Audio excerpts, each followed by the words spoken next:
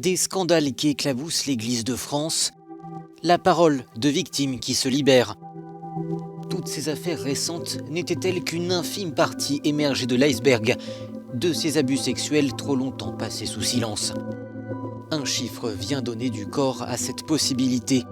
10 000, c'est le nombre encore provisoire de victimes de pédophilie qui pourraient exister au sein de l'Église de France depuis les années 50.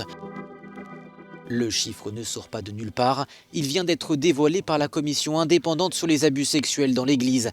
Elle avait été mise en place en 2018 par les autorités religieuses françaises et l'épiscopat après la multiplication des scandales et pour tenter de redorer le blason de l'Église.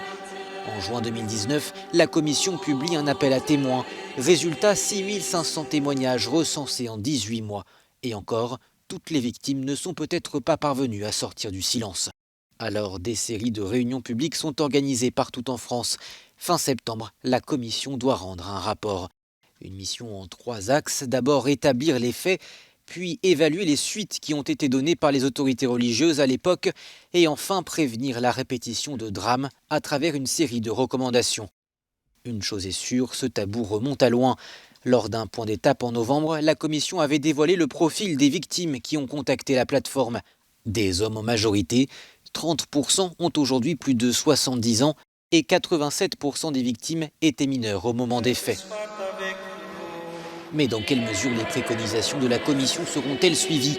Des têtes vont-elles tomber? Cela reste à voir, car la commission n'a pas pour mission d'établir des responsabilités personnelles. Elle avait estimé en novembre le nombre d'agresseurs à 1500.